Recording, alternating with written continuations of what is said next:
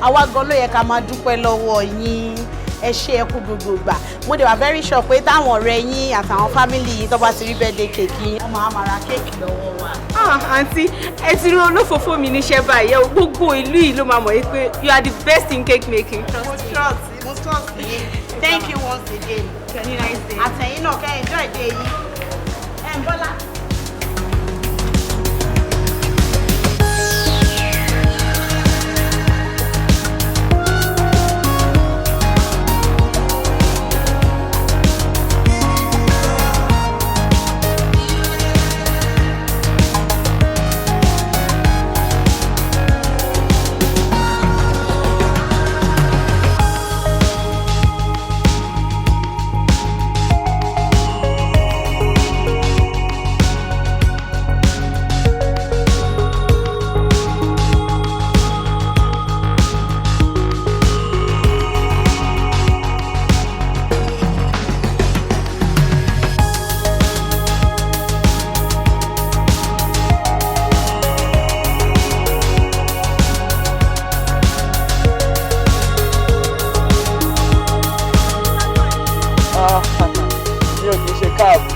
Mo lè sún síwájú dé ẹ wọlé.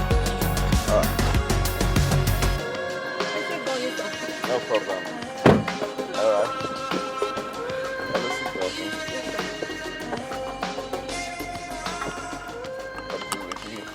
Thank you, sir. Mama like package cake. Thank you, sir. Today is my birthday. Oh, happy birthday, sister. Thank you, sir. Ṣé ọ̀pọ̀lọpọ̀ ọdún láyé. Àmín Jésù. Jésù adé dúró sí yín. Àmín, sir. Ní ṣíṣe. Àmín, sir. Orúkọ Jésù. Àmín, sir. Ẹ pẹ̀lẹ́. Yes, sir.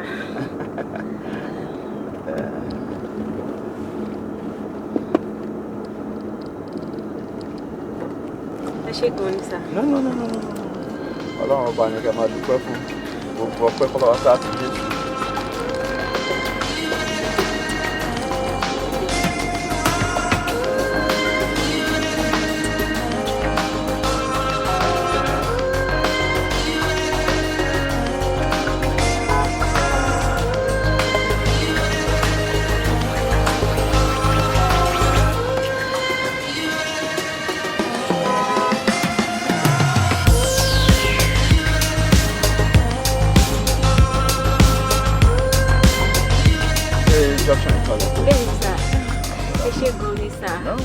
Ṣé mo dúpẹ́ gidigidi gan lọ́wọ́ yín?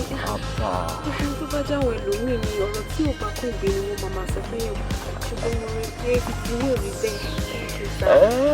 Anyway, kò lè má rí bẹ́ẹ̀. Ṣé ti yé yín? Ohun ayé fún ayé, ohun ọ̀run fún ọ̀run. Àwọn ẹlòmíì ẹ̀mí òkùnkùn ló ń bá wọn gbé. Ṣùgbọ́n olúwa ẹ̀mí mọ́ làwa wọ̀ sọ́run bí aṣọ. Àbí òye yín nísìnyí. I'm a pastor.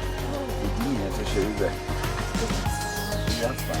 Olúwa túbọ̀ máa ṣàgbára ní dọ̀tí sá. Àmín Jésù. Ẹ ṣé gan ni sá. Ẹ fún mi lákàá nọ́mbà yín kí èmi náà fún yín ní nǹkan birthday díẹ̀. Thank you sir. Ẹ ṣé gan ni sá. Ẹ jọ̀ọ́ ẹ fún mi ní nọ́mbà tẹ máa fi ń ṣe WhatsApp yín sá. Okay. 08023026766. Thank you sir. Take care. Yes sir. Take care. Thank you sir. Bye-bye sir. Can you nice day?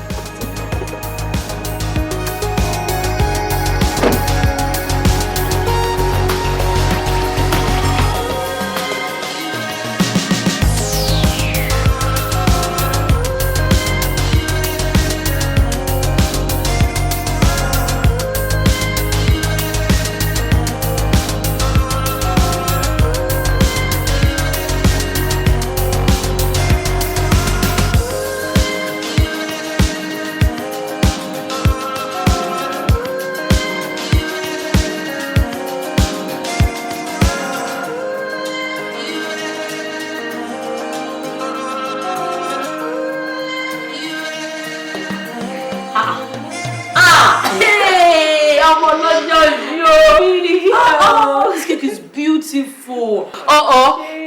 So cake. Don't dodge me. This cake is nice. This is so nice. ọlọ́jọ́ ìbí ó ti ń look rosy ó yà kí ló ń ṣẹlẹ̀. kí mo fẹ́ bọ́ lọ́hùn fà nígbà tí mi ò ṣàìsàn tó lọ́hùn ò pa mí tí wọn ò kó bá mi tí mi ì dẹ̀ kó báyàn àti pàápàá bíbélì ni pé ká máa káyé ọjọ́ orí wa kó lè máa tọ́ ipasẹ̀ wá síbi ọgbọ́n ara ọjọ́ tó dẹ̀ yẹ ká máa celebrate jù láyé ní ọjọ́ tí wọ́n bí wa torí ìgbà tó bí wa wọ́n kàn gbé wa sórí bẹ́ẹ̀dì ni àmọ́ ọjọ́ tá a dẹ̀ kú náà kò séèyàn tó mọ nǹkan ká kan máa sùn lẹ̀ bọ̀rọ̀ gidi ni ṣùgbọ́n ọjọ́ ìbí èèyàn tó ṣèṣojú wa ẹ̀ jẹ́ kí n jó jẹ́ kí n yọ̀ bá mi dúpẹ́. owó wà bó tiẹ̀ sí ká máa dúpẹ́. nǹkan tá a máa fi jẹ kéèkì ló wá kú báyìí kọ́ lọ́wọ́ wá pèsè torí èmi náà fẹ́ follow faith ẹ bẹ́ẹ̀ yẹn àti pa àwọn èèyàn aago mẹ́rin lọ́mọ rẹ̀ sí ní dé báyìí ogun dé bẹ́ẹ̀ yẹn. That reminds me this morning ìgbà tí mo lọ gbé kéèkì yẹn mo pàdé man pastor kan in fact àwọn ló drop mi ní junction wa yìí. pastor. ó dẹ̀ gba account detail mi. wọ́n fẹ́ fún ẹ ní nǹkan birthday. ó náà jẹ́ kó fún ẹ ní change gan kó tiẹ̀ fi ra soft drink torí kéèkì àwọn tó ṣàpè wọ́n ṣáà ní máa jẹ kéèkì lásán ká tiẹ̀ ra soft drink ara biscuit láti ẹ̀fí support tiẹ̀ tẹ́lẹ̀ àwọn tèmi pé ó máa yẹ kó máa lọ embarrass mi lójú nítorí mi sì mọ̀ ọ̀nà tí mo fẹ́ gbé gbà báyìí. mi ò mọ̀ pé gbogbo ẹ̀ máa dọ́ọ̀lù báyìí èmi bá má pè yàn. ò ní jẹ́ kójú tì ní mo ti sọ fún ẹ náà tẹ́lẹ̀ mi ò bá gbé yẹ lò. ṣe kéèkì gan la máa kú jẹ ni wọ́n jọ send change ká fi ra drink èmi gan clear báyìí.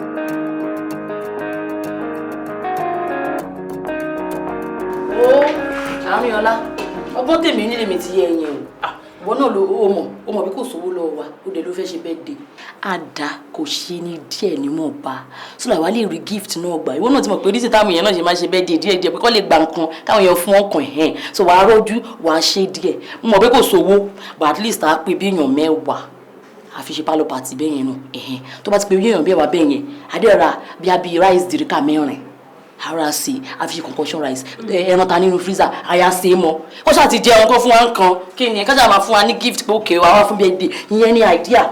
mo kú ti fẹ́ nǹkan tilẹ̀ sọ fún ẹ pé mi ò gbèrò pálọ̀ pàtì lásán ni mo fẹ́ ṣe anyway ọ̀rẹ́ mi ni ò ní fẹ́ kójú tì mí. ní kí ni èmi gan kéré lọ́wọ́ mi ní kọ́bà tẹ́lẹ̀ báyìí fi kún kankan o ìyàrá máa pè yàn kọ́ńsìn lọ́wọ́ máa pè yàn mẹ́rin dá nígbà sí pàtí wàá kọ́ di pé èrò máa kún pálọ̀ ẹ̀ fún ẹ̀ sìn.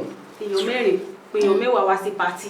tó bá ń gbọ́ OYO Ọ̀yọ́ ló wà ọ̀dẹ̀ ò ní o bó ṣe wà náà ṣe máa lọ. ó fọ́ ni so táwọn èèyàn bá dé sí ẹ lọ́rùn sí òní fún olóúnjẹ àbí kí ló ń sọ wàá fìdí wọn mọ̀nà ká kí ló ń sọ. a máa ṣe kankan sanra ìṣì ló máa jẹ kọ́ńtà tí mo present wa. irọ́ ni o. Thank you Jesus. kí ló dé. 50,000 naira. Oh, thank you Jesus. níbo ta ni sọ̀rọ̀ náà ó ti ní gbéraga ní owó ti dé tó ti bẹ̀rẹ̀ sí ní gbéraga ta ló sẹ́ndì ó sí. ọmọ ìpín láàárọ̀ ẹ̀ nígbà tí mo lọ gbé kéèkì mo sọ fẹ́ pé mo pàdé máa pásítọ̀ kan pé mo fún ní àkáǹtì detail mi. ó ti sẹ́ 50,000 naira sí mi. onísùúrù kò yé mi ó mì pé man to meet láàárọ̀ yìí òun ló sẹ́ndì 50k sí ẹ. ọ̀rẹ́ mi ọlọ́run lọ́wọ́ sí pàtì ẹ̀ ọlọ́run ní ọwọ́ sí celebration tá a fẹ́ ṣe sórí bí mi ṣe ń wò mo wá bẹ̀rẹ̀ sí ní àwọn inspiration kan a máa fẹ́ lójú a máa fi pàtì lójú ká lè mẹ́kọ̀ọ́ wó sí orí ẹ̀ a máa ra bíi carton turkey méjì àrẹ̀jà pálí méjì a máa gba canopy ṣe bá ti ní kéèkì ńlẹ̀tẹ̀lẹ̀ ìyẹn ti kúrò ń bẹ̀ sórí rice àkúrò bá kan street tábàrà bá kan àkúgbà àwọn àdúgbò nǹkan tó bá wá òun ló máa tún dìtàmì irú gift a máa gbà a ní kó make owó ó ti ó. abánináwó ni ẹbí ń pè fẹ́ńkọ́ tilẹ̀ mi ò tí ì láṣọ tí mo fẹ́ fi ṣe pàtí yìí tó bá ń gbọ́ tààràrà mẹ́kẹ́ni bùtíìkì straight ni. ló bẹ́ẹ̀ ni kí ni kó wọ́n máa lẹ́yìn sí oúnjẹ ojú àti ẹ̀jọ̀ bá tó kó wọ́n gbọ́ lọ ní ìrẹ́ fún arúgbó.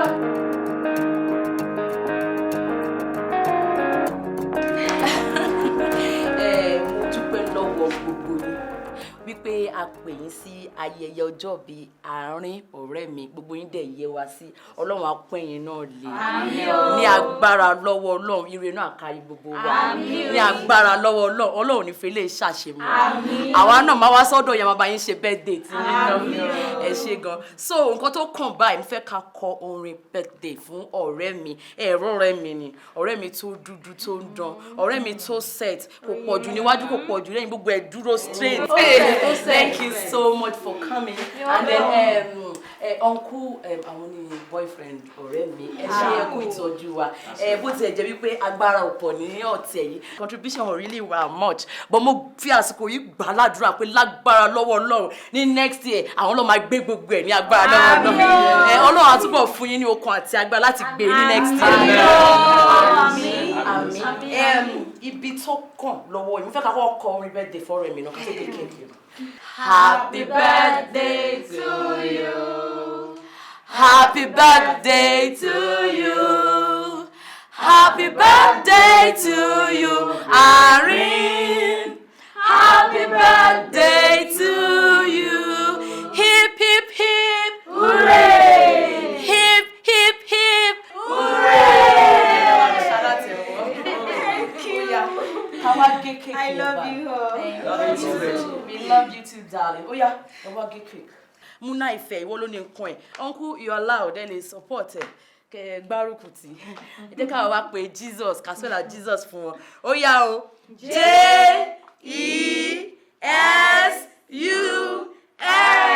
Ẹ bá mi ṣọ́rẹ́ mi láti ẹ̀wọ̀. Congratulations, darling. Ó yá o. Fún wa music. Má lọ wá.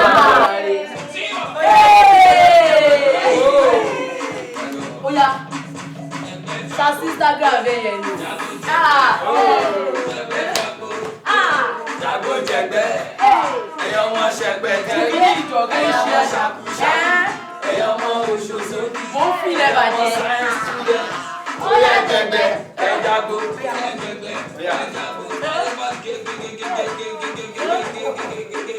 Ojú ọdún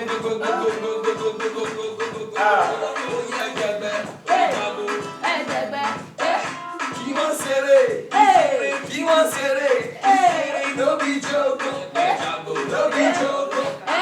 Àwọn ọlọ́run ṣẹ̀ ó ń yẹ bàjẹ́.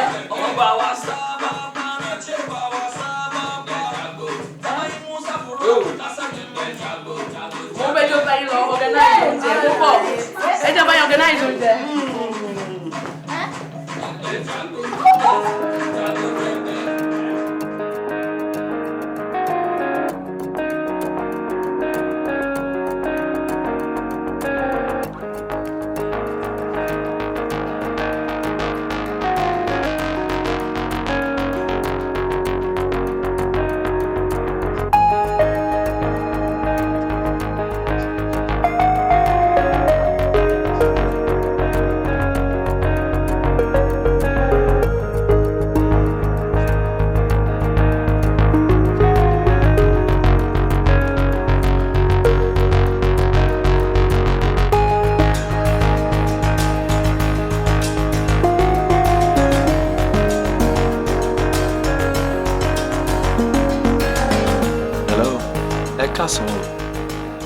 Ẹjọ́ sista Arinola ni mo fẹ́ bá sọ̀rọ̀. Ṣé wọn sí around ni? Mo kàn fẹ́ kí wọ́n kú ọjọ́ ìbí àná náà ni. Sí kíkẹ́. Kí ló ṣe wọ́n? Jésù. A jẹ́ pé wàhálà tó ṣe lánàá pọ̀ nìyẹn o. Ẹjọ́ ṣé mo lè bá wọn sọ̀rọ̀? Okay, ẹ ṣé. Thank you. Hello? Ẹ pẹ̀lẹ́. Ṣíwájú ohun gbogbo ẹ jẹ́ ká kọ́kọ́ gbàdúrà. Ní orúkọ Jésù. Àmín. Àmín. Àmín lórúkọ Jésù. Àmín Jésù. Àmín lórúkọ Jésù. Àmín Jésù. Àmín. Àmín lórúkọ Jésù. Ẹ ṣé gan ni sà.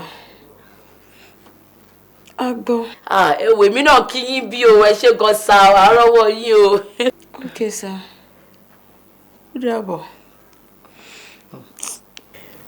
Arinola. Ṣé o máa gbọ́ tọrọ?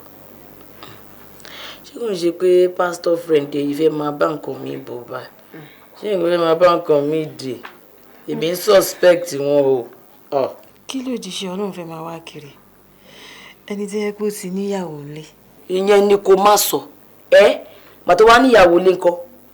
Àwọn pastor mi sán lórí. Ẹlú mọ̀ tó yẹ pé gbogbo tó máa ṣe kíní ẹ̀ báyìí tó máa ṣe ṣìnú ẹ̀ báyìí ó máa gbé àwọn olóṣù ẹ̀ máa gbé wọn lọ musa fún ẹ tó ní kí ló ń sọ tí ó dùn. ẹlòmíì já sí o wọ́n máa fojú church wọn jọ́ọ̀jì wọn o wọ́n ya wèrè wọ́n fẹ́ ya wèrè o àyẹnu kó má sọ o kò stop wọn o. èmi ò rò bóyá irú pásítọ̀ ilé ṣe nǹkan tó ń sọ yẹn o torí pé ọjọ́ tó gbé mi kò sọ ha tó fi já mi lẹ̀. mi kì í ó máa fi yẹn máa observe ẹ wò ó máa wo bó ṣe jẹ́ wò. ó rẹ̀ mí mo fẹ́ sùn. mi sọ pé mo máa sùn àmọ́ ọ̀rọ̀ tèmi fẹ́ bẹ́ẹ̀ sọ ni wípé àdúrà kó bá nǹkan bọ̀ yẹn gangan lèmi ń gbà náà àdúrà kó bá nǹkan yẹn dé gangan lèmi ń gbà ládùúrà so that gbogbo àwọn broke owó kan ṣe kí owó ẹ má wà sorted kí ló ń sọ ṣé wò fẹ́ wà on a steady income ni kó máa wọlé fún ẹ lóṣooṣù pé òkè àwọn ti ń sort level yẹn. ṣé o mọ̀ pé all men are equal. kẹ́ni. gbogbo àwọn ọkùnrin yẹn nǹkan kan ní gbogbo wọn ìwà kankan ló wà nínú gbogbo. jọ ṣé mi bẹ́ẹ̀ sọ̀rọ̀ ọkùnrin ṣe the same àbí kó máa wá true love kan kiri ṣé mi bẹ́ẹ̀ sọ àní kó wà sorted ó wà sọ́rọ̀ kó máa wọlé kẹ́bí ti máa wà kíní kí ló kọ́ ẹ pẹ̀lú all men are the same sórí bí mo ṣe ń rò bí mi tiẹ̀ ṣe bí súra mi ń rí súra bí àwọn ogun ọ̀run ṣe ń bá mi sọ táwọn ẹ̀mí ọ̀run ń bá mi sọ èmi kàn mọ̀ pé yẹ pásítọ̀ yẹn ń bá àkọ́bọ̀ ó dé máa gbórí wọlé tó bá ti ń jù sí ẹ kó ṣe kí kó máa gbà ní o má lọ dọ́ọ̀lù tó bá ti ń tan green light kí wọ́n kó máa tọ́ full light fún mi má dọ́ọ̀lù mi ò fẹ́ o. it's okay. kó múra lè dé kí wọn náà bó ṣe ń jù sí ẹ kó máa gbà o má lọ gọrẹ o.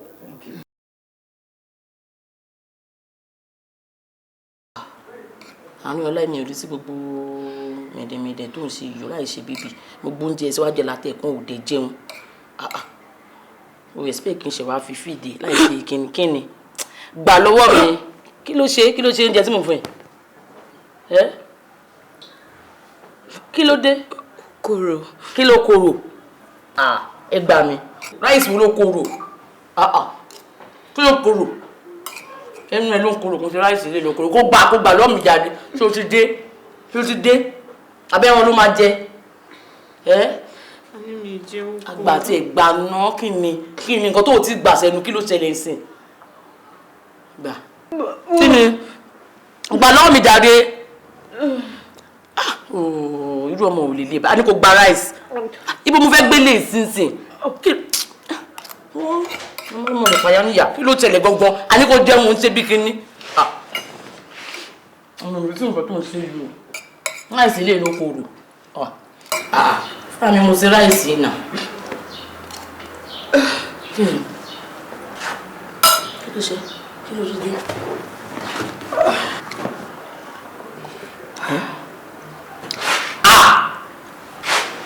Pastor. 100,000 múládé ìjẹ múládé ọ̀rẹ́ mi àbọ̀sọ́lá àtúbọ̀ sí gbé wọ́wọ́wọ́wọ́ jẹun ní ọ̀lẹ́ má wọ̀rí yíṣà wọ́n kí ni yíṣà wọ́n bá ló máa jẹ má bí ẹ̀ lọ́ra ṣàwọn máa wà lẹ́kọ̀ọ́ ló tẹ̀lé inú tí ọ kí ló ń ṣe ẹ̀ 100,000. kí ló dé tó bẹ́ẹ̀ èló wà 100,000 naira tó ń dúpẹ́ tó yẹn fún àbá ọlọ́run ọba ló lọ pẹ́ o nǹkan tèmi kàn fẹ́ kó máa ṣe ní gbogbo ìgbà àbí òye ẹsẹ̀ ò ní pé máa fi ọpẹ́ fún ọlọ́run ọba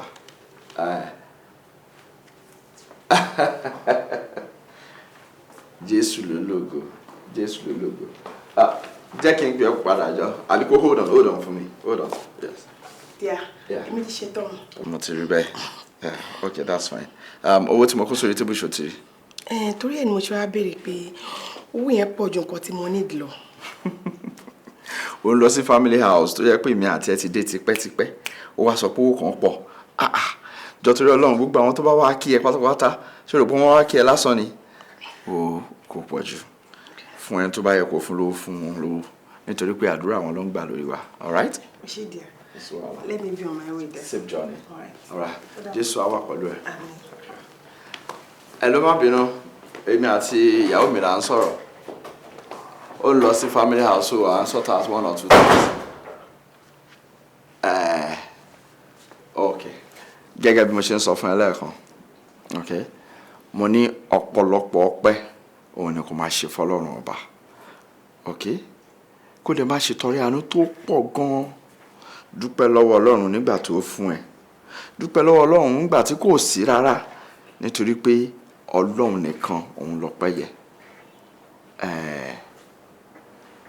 àmín jésù Bóyá Sunday tá a bá parí service máa jẹ́ kó mọ̀. All right, kò sí problem. Ọ̀rẹ́ ńkọ́? Bá mi kí. Jésù á wà pẹ̀lú yín o. All right. Okay.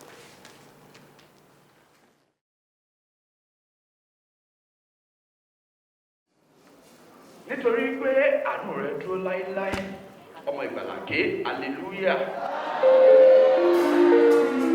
Fún ìbùkún Olúwa ìwọ ọkàn mi, ti ìwọ ọkàn rẹ, ti ọkọ rẹ, ti aya rẹ, ti alábàágbépọ̀ rẹ, ti alábàáṣiṣẹ́pọ̀ rẹ, pé o bọ́ lọ́wọ́ ọkú òjijì ké hallelujah. Kábíyèsí Olúwa, èmi yóò gbé ojú mi sórí òkè, níbo ni ìrànlọ́wọ́ mi yóò ti wá? Ìwọ tí ìrànlọ́wọ́ rẹ ò wá látọwọ́ oṣó, tí kò wá látọwọ́ àjẹ́, tí kò wá látọwọ́ lẹ́bọ lóògùn, tí kò wá lọ́wọ́ àlùfáà ké hallelujah. Bíbélì wípé èmi ń bọ̀ kánkán, èrè mi sì ń bẹ pẹ̀lú mi, àá sì san fún olúkálùkù gẹ́gẹ́ bí iṣẹ́ ọwọ́ rẹ̀. Kí ló wá ṣe yín sà? Kí ló ṣe yín mà? Tí a fi lè ṣe ìrànlọ́wọ́ fún ọmọlàkejì tí agbára wa ká. Àbí ẹ̀yin náà wà lára àwọn tí ó ń bá wọn sọ wípé Ọlọ́run tó ṣẹ̀dá olówó kọ́ ló ṣẹ̀dá tálákà? Ìwọ tó bá mọ̀ wípé Ọlọ́run kan tó ṣẹ̀dá olówó náà ló ṣẹ̀dá tálákà ké hallelujah. Kọ́yà, ẹ jẹ́ ká gbóhùn yín lẹ́ẹ̀kan sí.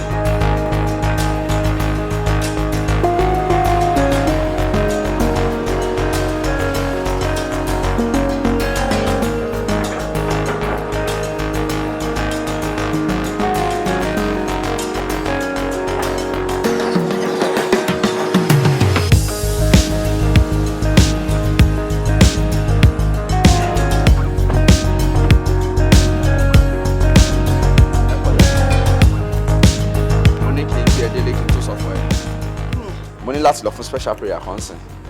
Mo ní kí sáré ṣe oúnjẹ ìpanu díẹ̀ kó tó di pé màá dáná.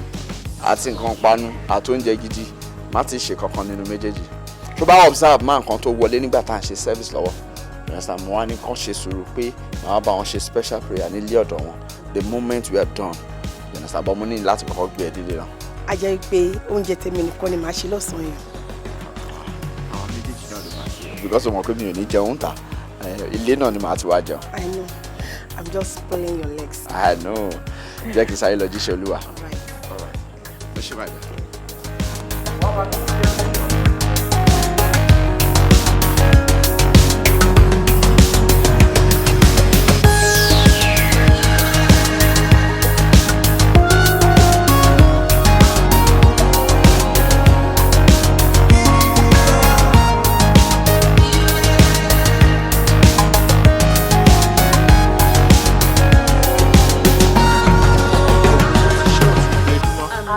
Jésù. àìsàn tó ti kúrò lágọ̀ọ́ ara yín ò tún padà wá mọ́. Àmín. inú yín á dùn. Àmín. ayọ̀ yín á kún. Àmín. Jésù Olúwa wa. Àmín. Àmín. Àmín lórúkọ Jésù. Hallelujah. Hallelujah. Hallelujah. Hallelujah. Hallelujah. Hallelujah. ẹ pẹ̀lẹ́. ẹ ṣe kúrò sá. Olúwa máa ṣàgbára lọ́tún sá. àmín Jésù Olúwa ló kú iṣẹ́ ìyanu rẹ̀. ẹ pẹ̀lẹ́. Pásítọ̀, kí wàá ní jíjẹ kí ni mo ilé ìtẹ̀tì ẹ̀ wá wálé kí n lè fi ẹ̀mí ìmoore hàn sí i.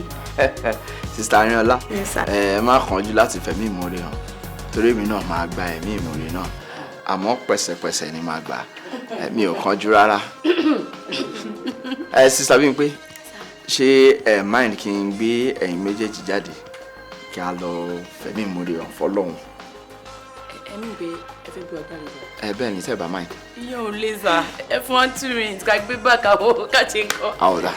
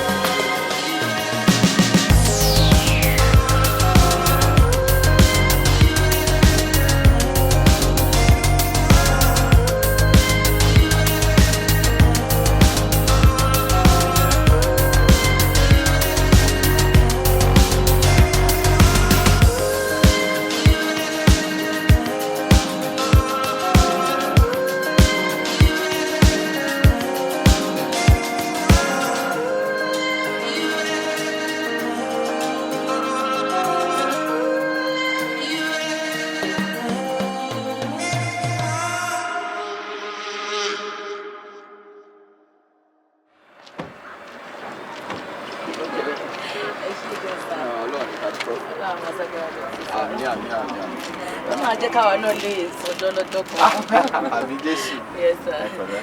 Ọ̀rẹ́ mi máa gbádùn tí o ní problem máa ṣe bí ìránú ṣúgà. All right, sir. Arinola, wọ́n ní a kì í ṣọ̀rẹ́ èrò káyọ̀ bó pẹ́ títí èrò arélé wọn. Èmi ti fẹ́ máa lọ.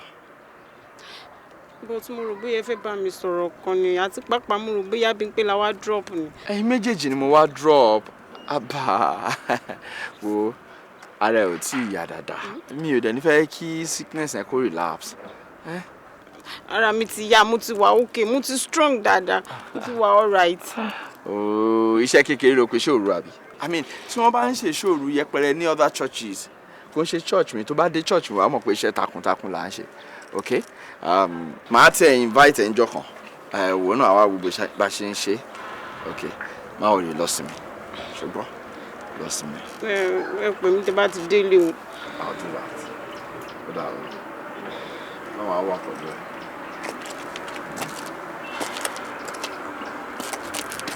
Ó ṣe kẹ́. Ó dàbọ̀. Máa wọlé lọ. Ó dà rẹ̀.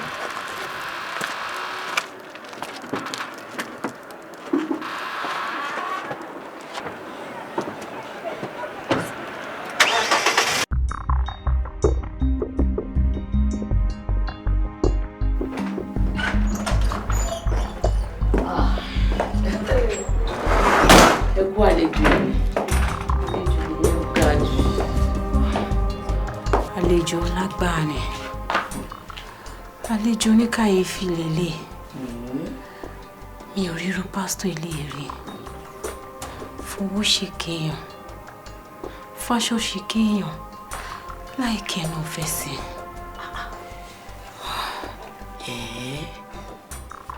Kò yí kẹ́nu fẹ́ sí ẹnu. A jẹ́ wípé àwọn tó níwà tútù bíi ti Jésù àti bíi tàdàbà wọn ṣì wà láyé ni wọ́n fẹ́ mú ọwọ́ Jésù nìyẹn. Wọ́n níwà tútù bíi ti Jésù ni. But I have the feeling that he's going to date me. He has to. He has to. Torí ibi tó bá tutù rẹ̀ ká múlé sí o. Ó wà lọ́wọ́ má ní ẹ̀ náà. Ìrọ̀rùn gíní ìrọ̀rùn ẹyẹ o. Jọ o, má lọ lose o. He has to date you ni o. I can see it in his eyes. Kó kàn sọ fún mi lókun.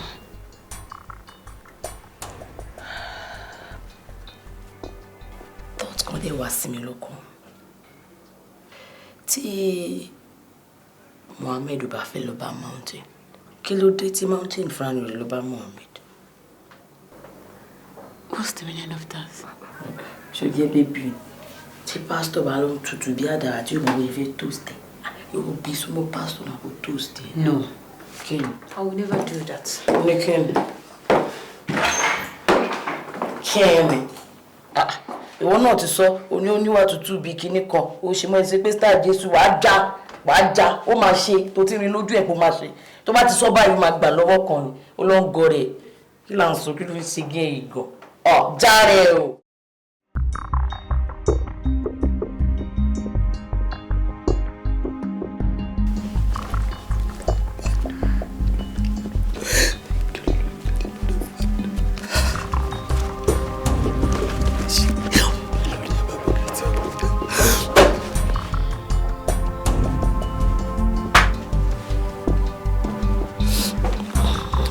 Hello, darling. Kí ló ṣe? Auntie. Nothing. Kò sí nǹkan kan. Kí ni problem?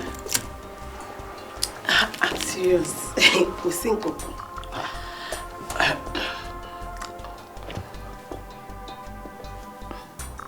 Omi wà lójú ẹ̀, ó sọ pé nothing. Ojú ẹ̀ pọ́n, ó sọ pé nothing. Ara ẹ̀ ń gbóná, ó sọ pé nothing. Jọ, ìgbà wo ni something máa tó wà? I'm serious.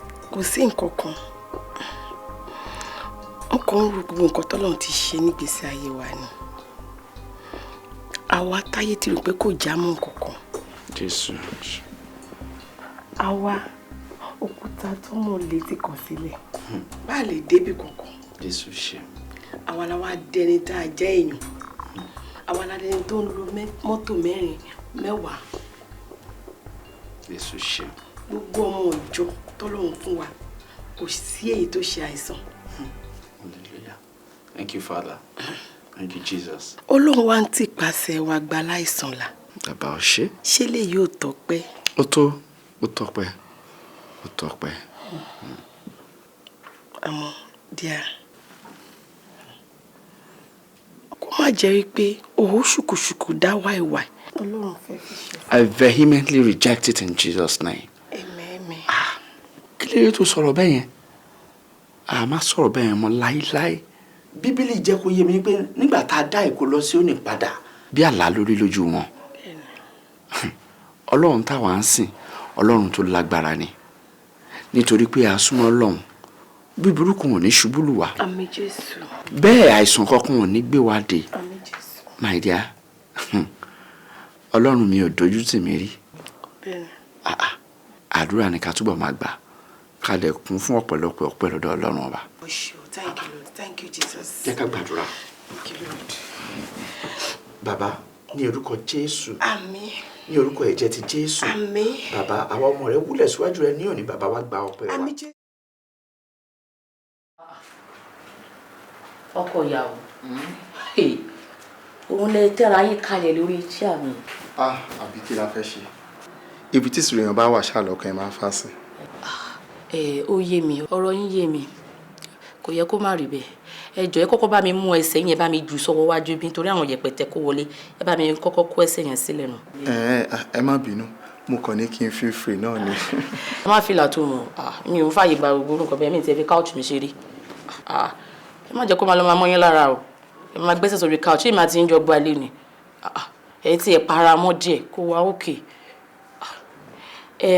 Uncle, ṣé rí ọ̀rọ̀ kan wà tó ń gbé mi lọ́kàn tèmi fẹ́ bá yín sọ.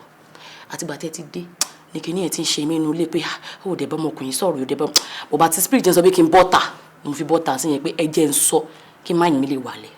Uncle, ṣé ẹ̀yin ò mọ̀ ni owó ló fi ń fẹ́ obìnrin láyé ìsìn o ní pé èèyàn wá ń yọ ìyàwó jẹ èèyàn wá kíyàwó wá yọjú gbogbo yẹn ò ṣe mọ́ o èèyàn gbé nylon kan délé kíní kan mo rẹ̀ pàwọ́ fẹ́ ìyẹn kọ́ ló fi ń ṣe o owó gidi ló fi ń fẹ́ obìnrin sìn. Sọ́dọ̀ tó bá di ọjọ́ èyí ẹ̀yìn wọn ni máa fọwọ́ sí tọ́ka pé ẹ̀kọ́ ìyàwó nìyẹn ẹ lè dúró wọn fọwọ́ gidi point out yín ó yé yín ẹ máa dìde ń sẹ máa bọ́ sílẹ̀ máa lọ wáṣẹ́ gbogbo ìtẹ́jọ́ kalẹ̀ yìí mi waste of time ẹ máa ń kíyàn ǹdẹ tó yẹ kẹ́ bọ́ síta gbogbo ìtẹ́ bá ti ní vacancy kẹ́ máa gbé gbogbo CV yín kẹ́ máa gbé débẹ̀ pókè o ẹ̀ ń wáṣẹ́ ó yé yín owó gidi lè need èyí ẹwà yìí náà kúkú mọ̀ mí ní láti máa sọ fún yín náà tẹ́lẹ̀ ẹ̀ fine ẹ mọ̀ pé ẹ̀ fine ìyẹn zero body náà tó yẹ pé bóyá kí wọn ti ọ̀pọ̀ ọmọkùnrin ó sì gbọ́ ló ṣe kò sí yẹn náà bẹ́ẹ̀ ẹ̀yin lẹ́rí jáńjálá bíbí ẹran orí rẹ̀ sí àmọ́ bí tá máa fi yẹn sí àtúwá ní ká tún ro tó owó ọmọ yín ètò wa lówó problem ńlá ni gbogbo nǹkan ni lọ́lọ́run fi jẹ yín yà kò dẹ̀ wá òkè owó yẹn ni mo fẹ́ kẹ́ sáré ẹ̀ kẹ́ gbogbo tí mo ti ń sọ̀rọ̀ yẹn kó yẹ kó ti yé yín ó yẹ kẹ́ ti dìde kẹ́ tètè máa wáṣẹ́ lọ because yes àsìkò dúró dé anybody ṣe ti ń get mi ṣé rí ìyàwó easy láti fẹ́ owó ọbẹ̀ lóṣòro. ẹ ti ń get yorùbá mi ẹ ti understand mi ẹ ti understand owó ni bẹ́ẹ̀ ṣe jókòó yín wà òkè mo ṣe ń sọ ìlú ó yẹ kẹ́ ti mọ̀ pé ó wà òkè ó yẹ kẹ́ wáṣẹ́ ni ṣe gbọ́ ẹ pẹ̀lẹ́. Aunty ẹ jọ̀ọ́ ẹ má bínú ìgbà wo ni ó máa dé. Ta ni. Girlfriend mi as in girlfriend tèmi Arinola tí mo wá béèrè.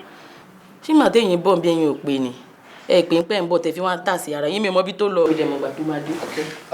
ẹ ṣe kò ti fẹ́ máa lọ. ẹ pẹ̀lẹ́ ọgbẹ́ ìjọ má bínú. ṣé bàtà tẹ wọ̀ wá gangan láti lè yín òun lélẹ̀ àbí tẹ wọ̀ wá láti lè wà ń ta. Mi ì lè wọ bàtà méjì pọ̀ ẹyọ kan tí mo wọ̀ náà ni ẹ rí lẹ́sẹ̀ mi. nǹkan tẹ wọ̀ wá láti lè lè ẹ má bínú mò ń béèrè náà ni pé torí àmọ́ ìsára tẹ́ lè dà ẹ lè wọ̀ mí ìwà kẹ́kọ̀ọ́ kan sápò pé bí a kẹ́ má fi dọ̀tí ọ̀dọ̀ wa bí kẹ́ lè wọ slippers wọlé kò sí ìdá ẹ lè ṣe ìpé nǹkan tẹ́ wọ̀ wá láti lè yín lélẹ̀ ẹ tètè múra sọ̀rọ̀ iṣẹ́ ta sọ yẹn kẹ́ ẹ wó gidi owó lọ́ fi ń ṣe. Tí ó bá dé ẹ bá ń jíṣẹ́ fún pé mo béèrè. Ta ni. Kò yé mi ṣé ẹ má jẹ́ ń parọ́ fún mi èmi ò rántí orúkọ yín o. Àwọn tó bá ń mú wá tó ń wọlé tó ń fún àkọ́kọ́ là máa ń rántí ẹran pé bí memory card ní nǹkan tó bá store ló máa store tó bá delete ó ti delete owó dẹ̀ ló máa store nǹkan tèmi lórí mi ò rántí orúkọ yẹn má bínú mi ò fi ṣìkà. Ok Richard lorúkọ mi. Richard. Ṣé máa rántí ma. Olúwa I try. Ẹ̀yin náà lọ ṣiṣẹ́ owó tẹkọ̀ dókòó kalẹ̀ látẹ̀kan bí ọba arọ síbẹ̀ kò wá òkè. Ẹ ra ẹ máa wọlé rárá tilẹ̀kùn mi o. Alakọ̀ra aláìlójú tí kò mójú kò mọ́ra ó jókòó síbẹ̀ ó lánú lé wọ́n expect wọn fáwọn pé ẹ ṣe máa mójú ṣe máa jẹ́ kó mú kọ́kọ́ lẹ́kọ̀ọ́ mi ìgbà kọ́bọ̀ lọ́wọ́ wèrè rí ó jókòó síbẹ̀ wọ́n expect sọ pé ṣé tó máa mójú ó lé olójú kòkòrò. ìmọ̀ ọkọ̀ tó ń wá ká. Hello? Ẹ má bínú mo sáré wá ra nǹkan ni. Ẹ wo àfi bí ìpè tí ẹ mọ̀ nǹkan tó ń ṣe mí báyìí oorun yẹn ti pọ̀ jù. Ẹ wo ó ń já mi lára jẹ gbogbo ẹsẹ̀ gan ló ń ta mí. Kí lẹ sọ? Kí lọ ná mọ́tò? Ẹ ṣé sà. Báwo ni mo ṣe wá fẹ́ dúpẹ́ orí gbogbo ìgbà báyìí? Ẹ ṣé ẹ wo tí bá ṣe ní kí n máa ṣàdúrà bá èpè ní máa ṣẹ́ ẹ má jẹ́ nsàn kankan ṣùgbọ́n Ọlọ́run á ṣàbá mi san yín lẹ́san. Ẹ ṣé gan ni sà.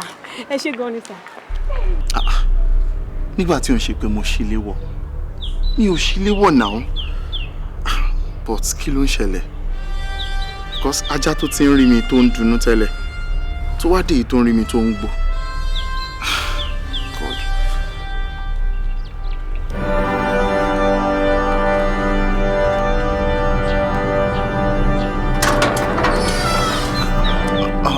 Arinola, káàbọ̀. Ó mójú o mọ́ rárá. Ó ní làákàyè bó ti wò ó kéré mọ́. Ọpọlọ ẹ ò ṣiṣẹ́ rárá. Ṣé kò yẹ kí làákàyè ẹ sọ fún ẹ pé mo ń distance ara mi away from you ni? Arinola, it's me, Richard, your boyfriend. Kí ni mo lè ṣe tó máa mẹ́kọ́ máa distance ara away from me? Richard, ó ṣe mí o. Ṣùgbọ́n ìsàlẹ̀ tèmi àtẹ́jíjọ wà ó ti sún mi. Ṣùwárí, ó ti bá mi rí vacancy sókè báyìí. Òkè yẹn báyìí, ó láyé mi. Mo ti wá wà lókè yẹn. Mi ò wá fẹ́ kí abániláyọ̀ jẹ́ bíi tiẹ̀ báyìí. Mi ì fẹ́ kó bà mí láyọ̀ jẹ́ rárá. Torí ẹ̀ ni mo ṣe rọra sún fún ẹ. No, tí bá ṣe sọ fún mi. This is Richard, your boyfriend. Richard. Yes. Richard, it seems you don't understand what I'm telling you. Final meaning ni mo sọ fún ẹ yìí. Mo ní pé kó jáde kúrò nínú compound yìí. Ṣorí tí o bá jáde kúrò níbí báyìí, ẹrù tí o ń ṣe tiẹ̀, máa di ilé ẹ lórí, máa wá pariwo lé ẹ lórí báyìí. Ara ilé olè rẹ o. Olè ìta. Abániláyọ̀ jẹ́ òṣì. Ìta. Don't do this to me, John, torí Ọlọ́run, John now. Let's settle. Olè ni o. Abániláyọ̀ jẹ́ òṣì, má bàniláyọ̀ jẹ́. Ìta. Abániláyọ̀ jẹ́ òṣì. Arinola, please, tí bá ṣe, let's settle this. Please, Àárín, John, torí Ọlọ́run.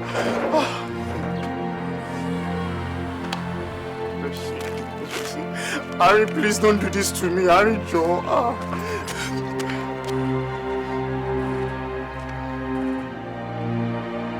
Bímpé!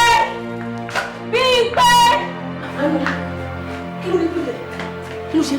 Mo need assistance ẹ̀. Mo ti mọ̀, ó pàdé ẹ̀ lọ́nà kiri. Torí èmi gan ti bu kúrò nbí. Ṣé yẹ pé ó rọ fánú rẹ̀? A máa pe mo lọ́lọ́pàá lọ́wọ́ mo ní everything sọ fún mi. Kí ló ṣe fún ẹ? Kí ló ṣe fún mi bú o? Jẹ́ ká fi ọ̀rọ̀ wèrè yẹn sílẹ̀ náà ká wá mú tọlọ́gbọ́n. Kí ló ṣẹlẹ̀? Wò, níbo náà ti ń ta mọ́tò tuntun? Mọ́tò tuntun. Àárín. Ṣé wàá òkè? Kí ló fẹ́ fi mọ́tò ṣe? Lóní jẹ́rú ẹ̀ ní lákan tó ń béèrè mọ́tò tuntun. Kí ló ṣẹlẹ̀? Níbo náà ti ń ta mọ́tò tuntun? Ó ti yé mi. Ọkọ rẹ̀ wa kan dẹ̀ ń ta mọ́tò. Ń ta mọ́tò, ń ta tòkúrò, ń ta Nigerian use, ń ta tuntun, ń ta gbogbo ẹjọ́. Kí gbọ́ngbọ́n ló ń béèrè question yìí fún? Ọ̀rẹ́ ẹ̀, èwo nù wọn? Wúrà ó ní kámát náà. Tájọ́ lọ ọdún ẹjẹ́ tó ra jollof rice àti chicken. Okay, mo ti rántí Wúrà. Mo ń bọ̀. Àárín. Kí ló ó dẹ̀ farabalẹ̀ báyìí? Àbí bẹ́ẹ̀ ti sọ ìwọ jẹ́ mi sí o. Àárín.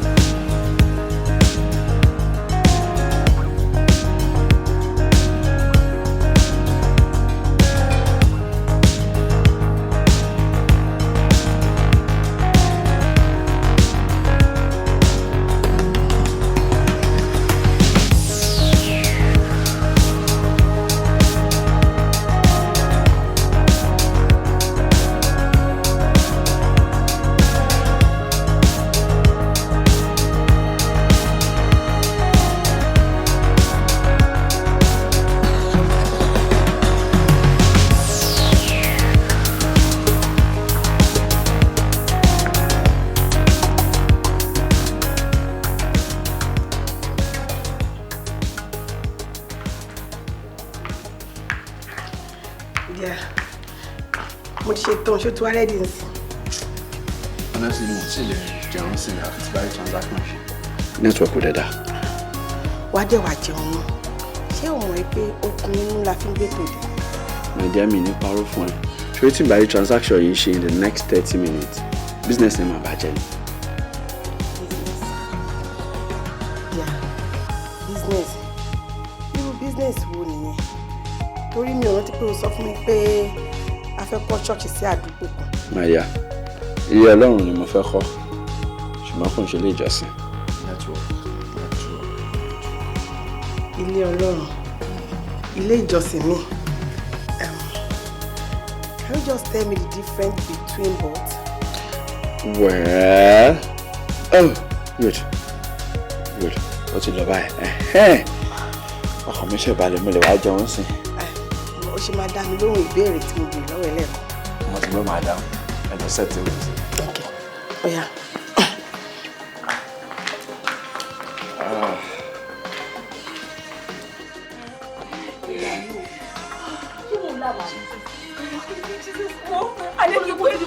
Oh, lala, ojú ẹ̀ ò tọ́ ẹ jẹ náà ó tú. Ó gbé odidi mọ́tò fún ẹ. Ọ̀rẹ́ mi ò bọ́ sáyé. Odidi mọ́tò. Ọ̀rẹ́ mi, irú àdúrà mo fẹ́ gbà fún Mani. Mo lè ṣe pé gan níbi tó lè dé. Odidi mọ́tò ló gbé fún ẹ. Irú àdúrà mo fẹ́ gbà fún Mani o. Bó ṣe ń tú báyìí, a máa tú ni. Bó ṣe ń dé báyìí, a máa dé ní. Lágbára Ọlọ́run. Adébímpé, iṣẹ́ ìyanu pásítọ̀ Lájà ló ti rí inú ayé mi yìí o. Láàrin ìṣẹ́jú kan sí kejì, kàdíjú kàdé lajú. Mo ti di káyọ̀nà. Bíbí kò lè panu dé mọ́. Ó yé mi gan lẹ́nu láàrin kádìjú ká lajú báyìí ni Jésù fi change omi báyìí ló change ẹ̀sìn wáyé. Nǹkan tí pásítọ̀ yẹn ṣe nìyẹn. Lọ láàrin ìṣẹ́jú mélòó lè gbé mọ́tò yé lọ́wọ́. Thank you, Jesus. Thank you, Jesus. Aniola, níbi tí ọ̀rọ̀ yìí dé dúró báyìí, a máa wá àkànṣe lọ́dún. A máa wá àkànṣe sí kí ni? Gbogbo ilé kan máa sábà máa fún wa ìbọn ìwà bí. Torí àwọn inú mi dẹ̀ dùn. Torí mo mọ̀ pé jọ́ ti bá tẹ̀lé ẹ lọ́rí máa ní, ó máa gbé nǹkan dín èmi gan mi wà ẹ́. Èmi gan mi lè lọ kí ló ṣe ẹ́. Má ṣe ń jẹ ojú ajọ́ máa náwó yìí ni. Kí ló ń sọ? Kí ni o ti ṣe fún mi láì jẹ́ Ló jáde kò tí ì já. A ní má ní sẹ́, gbogbo eré tá a máa sá sí, tá a máa sá, tá a máa fi síkẹ́ẹ̀tì tí òun lọ́mọ ìlú òun náà máa sá. Òun láti fẹ́. Ọ̀rẹ́ mi ò lè.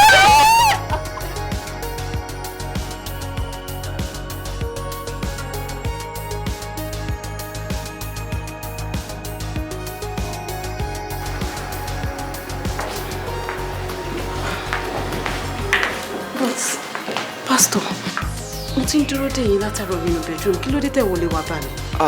Mo fẹ́ wọ yàrá wá disturb ẹ nítorí pé mo rí pé ara ẹ ṣẹ̀ṣẹ̀ yá ni. Nígbà tí mo ti gbàdúrà fún ẹ, gbogbo ogun ti ṣẹ́ pátápátá. In fact, ó dá mi lójú wípé o ò tún ṣàárẹ̀ mọ́. Èmi fẹ́ pè ẹ́ lórí fóònù ìwọ náà jáde láti inú bedroom ẹ. But Pastor, why are you doing this to me? Kí ni mo ṣe fún yín? Mi ò understand. Yìnyín kẹ́ni lè ṣe mí. Bó tiẹ̀ jẹ́ nǹkan péré, ẹ wá bá mi kí n ṣe lè fi ẹ̀mí ìmoore hàn sí yín. Arinola, mo understand ẹ dáadáa. Ṣùgbọ́n nǹkan tó wà lọ́kàn tèmi kọ́ nìyẹn. Gbogbo nǹkan ló lásìkò tiẹ̀. Pastor, but time and tide wait for no man. Even if it is us, just once. Arinola, jẹ́ ká pàdé ní church níjọ́ Sunday. Kó wá fi ẹ̀mí ìmoore hàn sí Ọlọ́run Ọba. Kó dẹ̀ súnmọ́ Ọlọ́run tó ló dá mi lójú wípé bó bá ṣe ń súnmọ́ Ọlọ́run sí, bẹ́ẹ̀ ló ṣe máa rí ìyanu oríṣiríṣi tó máa ṣẹlẹ̀ ní ìgbésí ayé ẹ̀. Súnmọ́ Ọlọ́run o, ọ̀rẹ́ kò lè súnmọ́ ọ. Ó fẹ́ràn ẹ o, ẹ̀ṣẹ̀ ló mú yapa wá.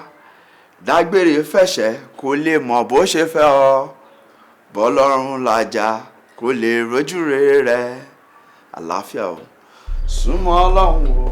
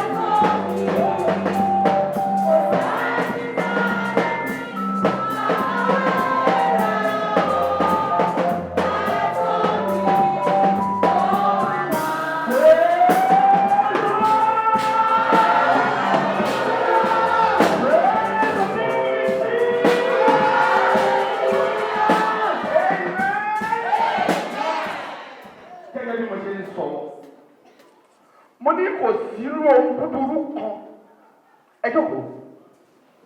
Kò sí ohun aburú kan tó lè ṣẹlẹ̀ sí ẹ̀dá. Tí ẹ̀dá máa fi mí kàn pé àbọ̀lọ́hùn ni mo dúró tì, àbọ̀lọ́hùn kọ́ ni mo dúró tì. A sì gbàgbé Jóòbù nínú Bíbélì. Bí a ti mú ojú Jóòbù ríbi tó, kò sọ̀rọ̀ burúkú sí Ọlọ́run tó dá.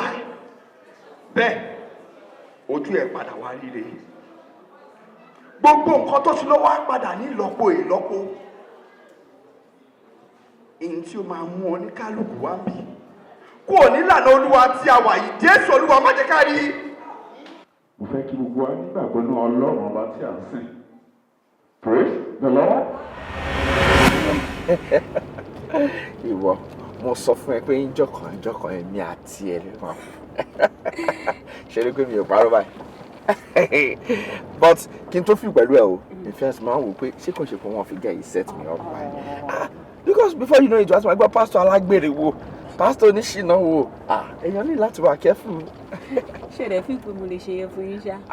Ìwọ ló rò bẹ́ẹ̀ o. Gbogbo aláǹgbá ló danú délé àmì èyí tí inú ń rùn. A sọ bẹ́ẹ̀. Anyway, ẹ̀dẹ̀ rí yẹn sọ. Níbo la wá lọ tún jìnnà bí ọ̀hún bá? Màá gbọ́ bébì mi. Ibi tí mo ń gbé ẹ lọ yìí, òun ló ń pè ní mo sá fún ẹ tó. Ṣé wọ́n gbé wọ́n dá wa mọ̀ lágbègbè? So aláti lọ sí mo sá fún ẹ tó ibi tá a lọ yìí làwọn pásítọ̀ bíi irú èmi, àwọn àfáà ńláńlá ibẹ̀ láti máa ń jayé fọ́rin. Wow, ibi ó máa bad gan nìyẹn. Ó bad jù. I'm telling you, tó bá débẹ̀ wá trip. Mi lè wait. Mi lè wait. Wọ́n pẹ́ bọ́lẹ̀. I love you so much, baby. I love you, baby. Ó kù bí another 15-20 minutes. A máa fi débẹ̀. Òun nìkan ló dá wà nínú igbó yẹn. Àmọ́ kò sí nǹkan tí ò sí níbẹ̀. Oh, that's good.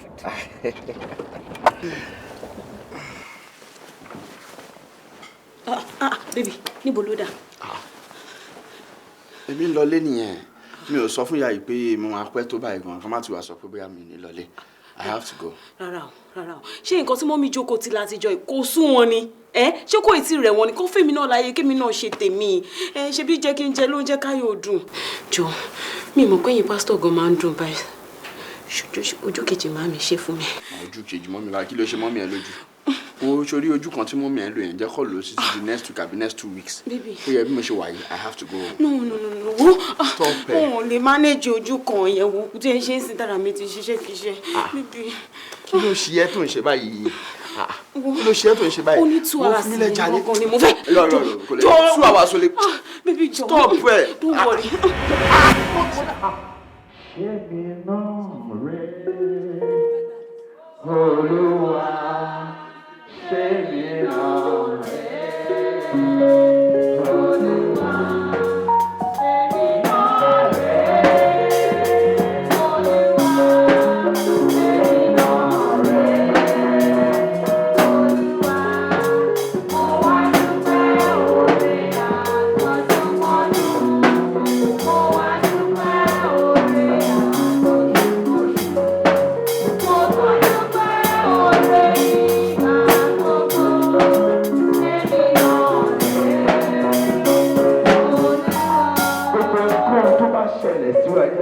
Dúpẹ́ fún Ọlọ́run ọba tó dá wa.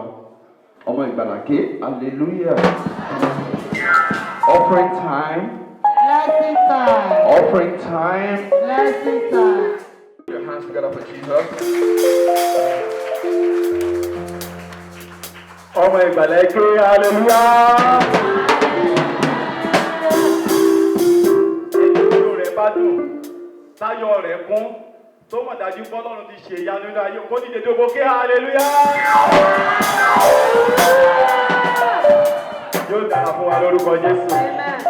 Àkókò tó fún wa láti mú ọrẹ àti ìdámẹ́wàá wá sí iwájú Olúwa. Tí a bá ti wá síwájú Olúwa fún ọrẹ yìí, ẹ jẹ́ ká fi ijó àti ayọ̀ ká fi dúpẹ́ lọ́wọ́ Olúwa. Gbogbo àwa tí a mọ̀ dájú wípé iṣẹ́ àmì àti iṣẹ́ ìyanu ó ń ṣẹlẹ̀ láti ọwọ́ olùṣọ́ àgùntàn wa Pastor Laja, ẹ jẹ́ kí a fi inú dídùn ká fi ké hallelujah. Yóò dára fún wa lórúkọ Jésù. Choir.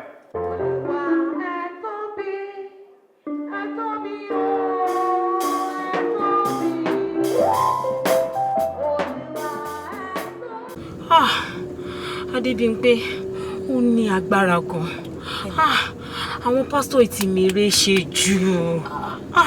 Wo pásítọ̀ Lájà lámì bíi sweet ni. Ó lámì gan. Ó wá mú mi bí ẹni tó ń mu kókó. Wo ó wá ń gún mi báyìí. Ó ń gún mi báyìí bí ẹni tó ń gún di ìyàwèrè ni. Ó nà mí. Ó nà mí bí tíjà oko. Ilé ti pọ̀ jù. Àárín ọlọ́wọ́ ti sọ mí nù jọ nígbà wọn gbogbo ilé ìṣẹ̀lẹ̀ tó jẹ́ kí n mọ̀ ẹ ti ń gúnra yín ó dẹ̀ jẹ́ kí n mọ̀. Adébímpé imagination ni ṣórí gbogbo gbàtà wà nù church ilé nǹkan yẹn tó ń béèrè lọ́wọ́ mi pé kí ló ṣẹlẹ̀ ó rí pé mi ò dẹ́ lóhùn. Ẹ gbà mí ó serious o ìwọ imagine ẹni ẹlẹ́ni ń preach ó ń ṣe gbogbo church activities ìwọ ń rorò kúrò ní church ó serious èmi tiẹ̀ ti kọ́kọ́ church mo ti shock pé ibo ló ti ń ṣe kinní tí mi mọ̀ ìwọ imagine. Mo gbọ́dọ̀ wá gbogbo ọ̀nà tí màá yẹn tó máa tiẹ̀ fi fún mi ṣe kó bá tiẹ̀ jẹ́ nǹkan. Máa yí gbọ́dọ̀ ṣe ni wọ́n. Ṣé balẹ̀ ó mọ̀ padà ṣe náà bọ̀ bó ṣe ń ṣe yìí o. I can't wait. Kí ló lè tó ọ̀rọ̀ yá bíbí? Wo ò lè understand. O lè understand ká ní wo lo wà into my shoe. Wàá mọ nǹkan tí mò ń sọ. Ó ti lè bẹ́ẹ̀ ó ti lè tó bẹ́ẹ̀. Èso wà lọ. Ìwọ̀n fantasize. O lè understand fi mí lẹ́jọ́.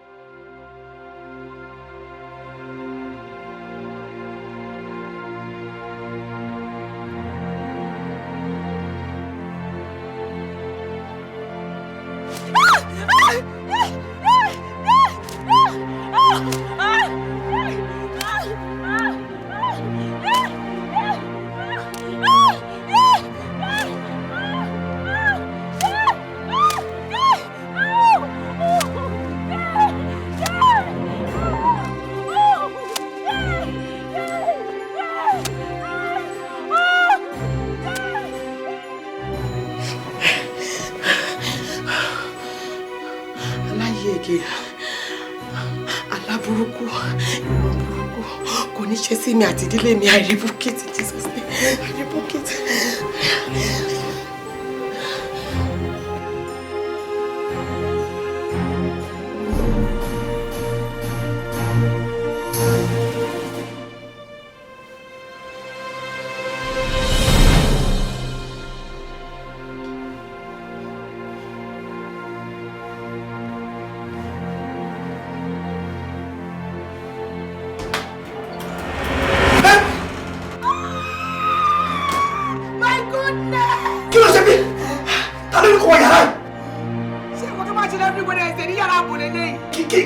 Get out! Get out! One, two. Oh, no, that's it.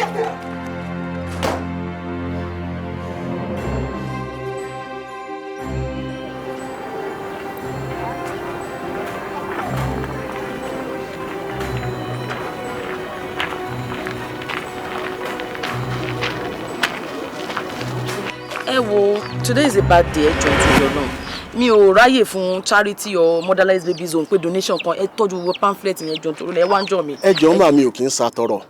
Pastor ni mí. Ìránṣẹ́ Ọlọ́run. Ẹ wo kò bá ti yẹ pé pastor ni anything mi ò fẹ́ mi ò fẹ́ Jehovah Witness. Ẹ ra di gbogbo pamphlet mi ò fẹ́ anything. Ẹ wo mo busy day ni ara kan mi lè jọ torí Ọlọ́run. Ìjọ mi ò ráyè jù. Èmi ò kí ń ṣe Jehovah Witness. Ẹ̀mí Ọlọ́run ló darí mi síbí. Nítorí ìránṣẹ́bìnrin tẹ́ ẹ jọ ń gbé tẹ́ ń dààmú nítorí ẹ̀ látọjọ́ yìí. Ìránṣẹ́bìnrin. Bẹ́ẹ̀ ni ìránṣẹ́ tó wà lórí ìdùbúlẹ̀ àsàn tẹ́ ń torí ẹ̀ dààmú látọjọ́ yìí. Ẹ̀mí Ọlọ́run ló rán mi sí.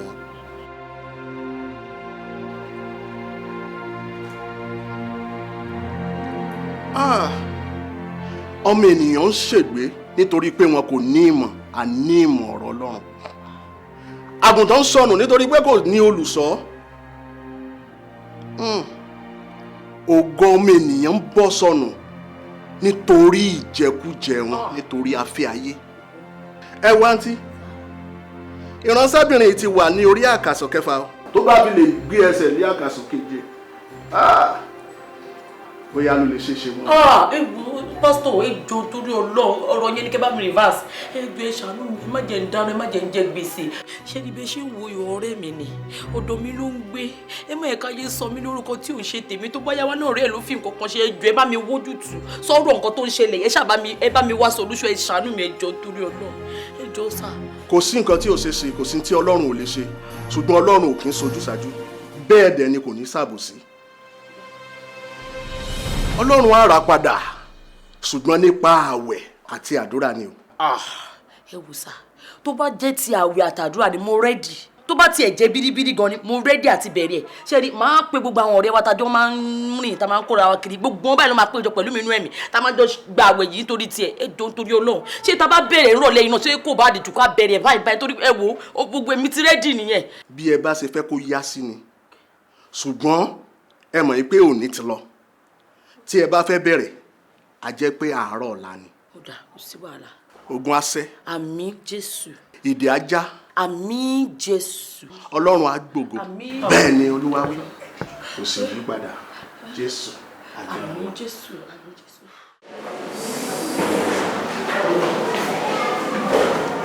Ọlátúndé, kí ló ṣẹlẹ̀? Throughout last week, gbogbo àwọn fáyà àti àwọn báńkì ẹ̀sùn wá fún rìhásà. Èní yìí mo ti débí láti 10 àárọ̀ mo kàn ń fẹsẹ̀ palẹ̀ ni kó tó di pé mo rí ẹ̀yin nìkan. Kí nìkan tó ṣẹlẹ̀ ẹ̀yin nìkan lẹ́wà? Èmi gan wà. Ẹ wá bí ti báwo church lẹ́wà yìí náà. Kì í ṣe pé mo wá láti wá ṣe rìhásà. Bẹ́ẹ̀ ni mo wá kó àwọn nǹkan mi tó bá ṣe kó nínú ìjọ ni mo ṣe wá síbí báyìí. Bẹ́ẹ̀ ni ẹ wo alàgbà ṣé mo lè bá yín sòótọ́ ọ̀rọ̀? Àṣẹ àdúrà ò sí lẹ́nu yín mọ́. Jésù. Bẹ́ẹ̀ ni ẹ̀yin náà dẹ̀ mọ̀ yí pé gbogbo àwọn ọmọ ìjọba pátá ibi tí miracle bá gbé ń ṣẹlẹ̀ náà máa ń wá kiri. Wọ́n ti kúrò ń bí báyìí. Ẹ wo ẹ jẹ́ tètè lọ bá wọn tí wọ́n ṣe fún yín kí wọ́n tún ṣe kó lè múlẹ̀ dáadáa. Èyí tí wọ́n ṣe fún yín kò wúlò mọ́ o. Bẹ́ẹ̀ ni mo sọ fún yín. Ẹ wo gbogbo àwọn ọmọ ìjọ pátápátá ni wọ́n ti já sí. Wọ́n ti mọ bó ṣe ń lọ. Bọ̀dá Túndé ìránṣẹ́ Olúwa ni mí. Bọ̀dá Túndé ìránṣẹ́ Olúwa ni mo jẹ́. Bọ̀dá Túndé ẹ má ṣìnà ìránṣẹ́ Olúwa ni mí. Jésù. Wàhálà wà. Ibi mo fẹ́ gbà. No! Má bá mi sọ rárá. Ọlọ́run òróró tó bẹ́ẹ̀. Wọ́n ní lẹ́tà bá fi tọ́ ọmọ ilé máa ń wo dànù. Kí ló dé? Wọ́n ní kó sọ fún mi. Kí ni ìwà kíkà níbi àìṣe ní yàrá ààbò? Mo rò kó ní ẹ ti dàrú pátápátá. Mo rò kó ń ṣe òun sírí àbí. Jọ torí Ọlọ́run ṣé nǹkan tí èmi àti Tẹ́dì ń ṣe nù yàrá òun ló tún ìjọ Ọlọ́run mọ́ mi lórí. Ìjọ Ọlọ́run? Yes. Ìjọ Ọlọ́run àbí ìjọ èṣù? Ọlọ́run ò ní fọwọ́ ara ẹ̀ kọ́ ọjọ́ kó fọwọ́ ara ẹ̀ tù náà. Mo rí pé o ti wá ya wèrè pátápátá. Èmi wèrè. Ó ya wèrè ó ti ń bu gíga pàápàá. Mo rí pé ó ti mú wèrè yó. Mo rí pé wọ́n ń jó ṣàkúṣàkú wọ́n ń jó nínú brain yẹn. Ẹjọ́ ẹ̀kọ́ èmi ni mo fún ẹ ní ààyè láti máa gbẹnu sí ọ̀rọ̀ mi kó bá tẹnubọ ọ̀rọ̀ mi bó ṣe wù ẹ́. If not bí ẹ dà láti dá sí ọ̀rọ̀ mi nínú ilé yìí. Wọ́n má jẹ́ kí n ti ara ẹ̀ṣọ́ lọ́hùn kó wájú mi. Èmi kì í kó wájú ẹ. Kó wájú mi jáde. Pásítọ̀ òṣì, pásítọ̀ òde, gbogbo ayé ló máa gbọ́ ọkọ̀ tó ṣe. Àwọn ọ̀ràn dìrù ẹ̀ àwọn baba ńlá bàbá ẹ lólè. Àwọn ọ̀ràn dìrù ẹ̀ tí wọ́n mọ̀ yàtọ̀ láàrin Ìsẹ́yìn àti Ìbàdàn. Idiot. Bó ṣe rí short woman devil bí mo bí tí mo ti rí. Bastard. Ọmọ mi sọ̀sọ̀ kò sọ máa ń mú iṣẹ́ lọ́rùn.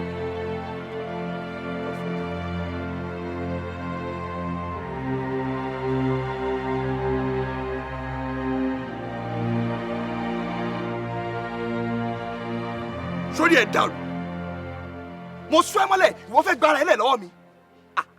Ẹni tó ń porúkọ ò tí ì dákẹ́ ìwọ sọ pé òun gbàgbọ́ ya. Wọ́ ibi ló máa wà títí tóun máa fi yọ tí máa fi lo gbogbo nǹkan tó wúlò lára ẹ tán pátápátá. Tó bá ti wá kú kòròfo ẹ̀ mo lè tú ẹ sílẹ̀ kó máa lọ. Pásítọ̀ ẹ̀jẹ̀ wo ni mo ṣe yìí? Ẹ̀wọ̀n tí kúnlẹ̀ àbí ọmọ mi lára ẹ tú mi sílẹ̀. Gbẹ́nu ẹ sàn pásítọ̀ ẹ̀jẹ̀ wo ni mo tẹ̀yìn ó dà ipò orí ẹ ti gbálẹ̀ ó ń ṣe tí n bá tún gbọ́ lẹ́nu ẹ yẹn wo sọ́ni méjèèjì ó máa gbó sí ẹ lára ni ṣùgbọ́n bẹ́ẹ̀ gbóhùn ẹ wò sọ́ni pọ́nrún sí èrè máa wí ẹ gidi. Jọ̀ọ́ ẹ ṣàánú mi. Mo ní o dákẹ́. bí mo ṣe máa ń lá àlá yẹn nìyẹn láti alẹ́ Wednesday tí mo ti wá sí yàrá ààbò. Kì í ṣe àlá yẹn nìkan, oríṣiríṣi àlá ni mo máa ń lá bẹ́ẹ̀ tí mo máa ń rí ìwọ àti ọmọbìnrin yìí. Mo fi Ọlọ́run bá bẹ̀ ẹ́, nǹkan tó bá wà ń bẹ̀ ni kò sọ fún mi. Kí ló ṣẹlẹ̀ gangan? Kí ni nǹkan tó fẹ́ kí n sọ fún ẹ sìn? Ṣé kí n sọ fún ẹ pé mo de èèyàn kan mọ́ níbi kan tí mo náà pàṣẹ wọn lójoojúmọ́ ni? No, mo kàn fẹ́ mọ̀ bóyá ó ní nǹkan kan tó ṣe ní kọ̀kọ̀ tó o mọ̀ pé ibi tó máa yọrí sí nìyẹn. Mo fi Ọlọ́run bá tó dẹ̀ mo fi bẹ̀ ẹ́ bóyá kí n fún ẹ ní time kó fi rò. Kí ni mo fẹ́ máa rò? Nígbà tí mo lẹ́bọ lẹ́rù, kí ni nǹkan tí mo fẹ́ máa rò? I'm a complete man of God. Ṣorí mo nígbàgbọ́ pé trial period mi mo wà yìí. Èṣù ló ń ṣiṣẹ́, devil is at work. Èṣù tó ń wò yẹn, ó dán Jésù wò. Ó dán Jóòbù wò dáadáa. Àsìkò ìdánwò tèmi mo wà yìí o. Mo dẹ̀ mọ̀ wípé alágbára lọ́lọ́run mi. Alágbára ní Jésù mi. Ọba tó láyé atẹ́kùn rẹ̀ ní ìkáwọ́. Kò máa sọ ohun tí kò lè ṣe. Á bá mi ṣe. Lágbára lọ́lọ́run mi. Alágbára ní Jésù mi. Ọba tó láyé.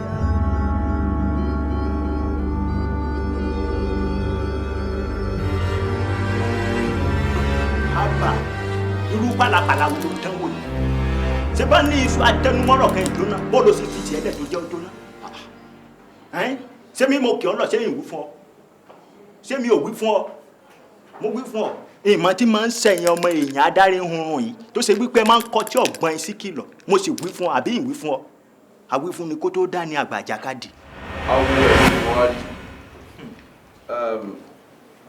Wọ́n ní ọmọ tó bá sọ lẹ́nu oṣù àpòyà kọ́ ni. Ẹ má bínú àti pé ilé ẹni òun nílé ẹni kò síbòmí tí mo lè lọ. Ẹ jọ̀ọ́ torí Ọlọ́run ẹ dáríjì mi. Ṣé ó ṣẹ̀ṣẹ̀ wá yí ọ ni? Èmi náà ti mọ̀ wípé nǹkan kan ó ṣẹlẹ̀ tí ó dá ọ padà wá ságbolé bàbá rẹ̀. Ṣé wọ́n ti gbàgbé? Nítorí ẹ̀sìn àjèjì ìwọ fi kú telu ara ẹni bá rìn lẹ̀ ó gbèsè lẹ́sìn sórí. Ṣé wọ́n ti gbàgbé? Pẹ́ni tó bá fi òrìṣà lé bàbá rẹ̀ lẹ̀ òòṣà olóòṣà ni ó sìn. Torí ẹ̀ náà ni mo ṣe wá. Ẹ wò kò ń ṣe pé mo ṣàdédé ṣẹ̀sìn ẹlẹ́sìn. Ọ̀nà àti jẹ ọ̀nà àti mu ni. Ẹ̀yin náà dẹ̀ mọ̀ wípé ọmọ olórí ìjọ ni Sùnbọ̀. Kó máa dàbí ìgbà tó yẹ pé mò ń ṣe ṣèké ṣáájò òun ló jẹ́ kí n ṣe bẹ́ẹ̀ tó fi di pé mo fi deny òòṣà ilé bàbá. Àmọ́ báyìí mo ti dé. Ṣé rí chọ́ọ̀chì tí mo dálẹ̀? Jésù kan ló pè mí, ebi ló pè mí. Mo dálẹ̀ kí n lè máa jẹun ni. Gbà tí mo wá dálẹ̀ mo wá rí wípé àwọn aláwìn ló ń wá sí chọ́ọ̀chì yìí. Àwọn olówó ò wá. Ẹ jọ̀ọ́ torí Ọlọ́run. Ẹ bá mi wá nǹkan ṣe sí, ẹ bá mi dọ́gbọ́n sí.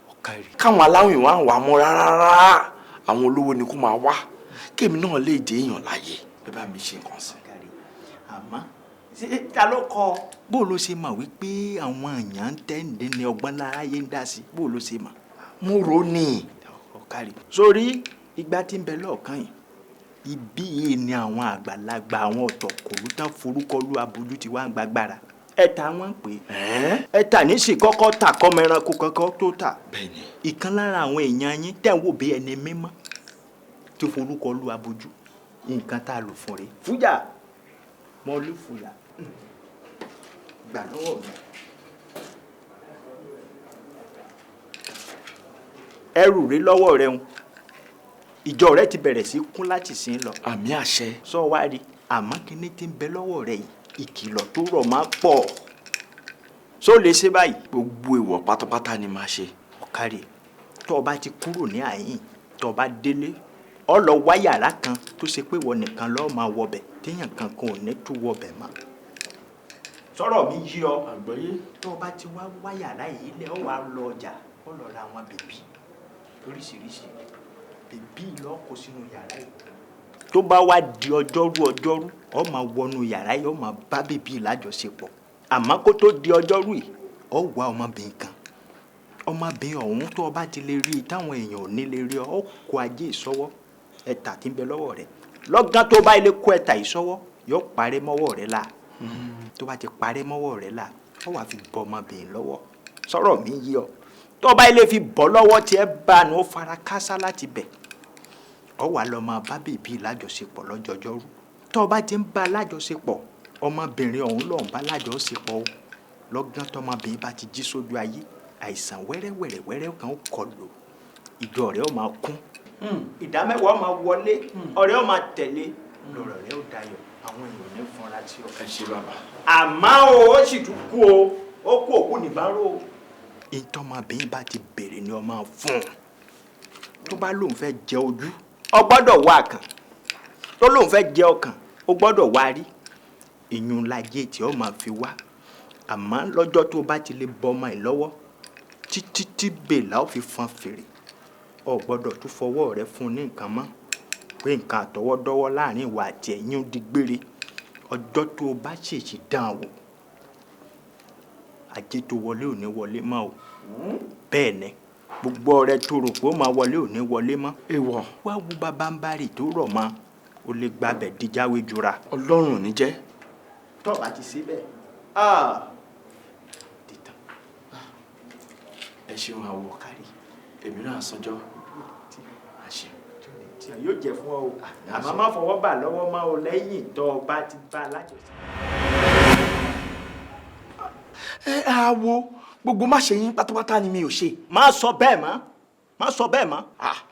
mi ò ṣe ó dá mi lójú ní sẹ́ẹ̀. ọ̀sẹ̀ ọ ti fi ọwọ́ ara rẹ fún lówó ọwọ́ rẹ ti kàn látẹ̀lé ọwọ́. láyé ìgbà tí mo fẹ́ fún ní mọ́tò gan mo fowó ránṣẹ́ sí ni ọwọ́ mi ò kàn lọ́wọ́ sẹ́ẹ̀. mo gbọ́ ni mi ò gbà. ní nǹkan tó dá mi lójú. tó mọ́wọ́ àlàáfíà rẹ wá. ó ní. òféèfé kójú rẹ orí.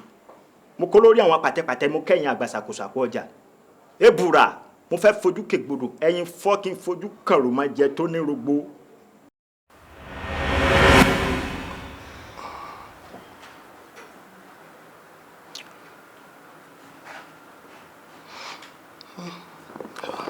ó ṣé bàbá ó ṣé bàbá àwa yìn ọ́ o.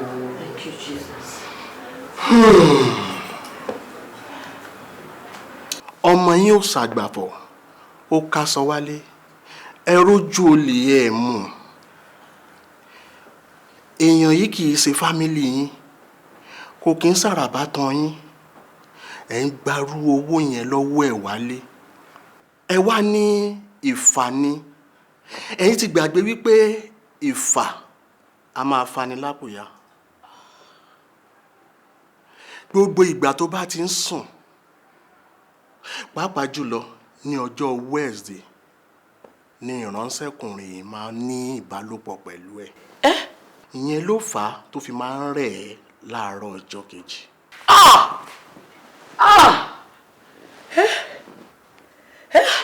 ṣùgbọ́n agbára Ọlọ́run ó ju agbára tó ń bẹ nínú ayé lọ ó ju èyí tó ń bẹ nínú omi lórí ilẹ̀ lófurufú agbára Ọlọ́run ju gbogbo agbára wọ̀nyí lọ. bí a ṣe ń gba àdúrà yìí lọ mo ní ìgbàgbọ́ àti ìdánilójú wípé ní ìgbà tó bá máa fi di ìwòye ọ̀la a ó wo ilé èṣù tí ìránṣẹ́kùnrin tí a ń sọ̀rọ̀ nípa rẹ̀ yìí kọ́ sínú ayé àárín ọ̀la a ó kọ́ tẹ́ḿpìlì Ọlọ́run mímọ́ síbẹ̀. Pásítọ̀. Rábì. Pásítọ̀ ẹ̀já náà ẹ̀ ríran lóòótọ́ agbára Ọlọ́run wà pẹ̀lú yín. Ohun tó lọ́rọ̀ tẹ́sán ṣe ni kwésùn kò lè ní sí ẹ̀fẹ́ bí yín. Ẹ ṣàṣàánú èmi ṣe ni bó ṣe ń kówó yẹn wá lóòótọ́ ẹ̀ parọ́ bò èmi ń bá àdánù ni. Mi ò ní parọ́. Ó máa ń fún mi máa ń nínú àwọn ṣé nǹkan kò ní ṣe mí. Torí òun ló ti dùbúlẹ̀ àìsàn báyìí o. Ṣé kò yẹ pé tèmi ṣì ń bọ̀ lọ́nà? Torí wípé òun ló ní direct contact pẹ̀lú máa yìí ó ní gbogbo ohun tó dojúkọ ló fi dojúkọ ṣùgbọ́n eléyìí máa jẹ́ àríkọ́gbọ́n fún gbogbo èèyàn pátá wípé gbogbo ohun tó bá ti jẹ́ bí ìfà ká máa ṣọ́ra fún nítorí pé ìfà ó máa ń fani lápòyà ẹ jẹ́ ká máa kíyèsára o Ó ti yé mi gbà. ogun asá ìdè ajá Àmín. ní orúkọ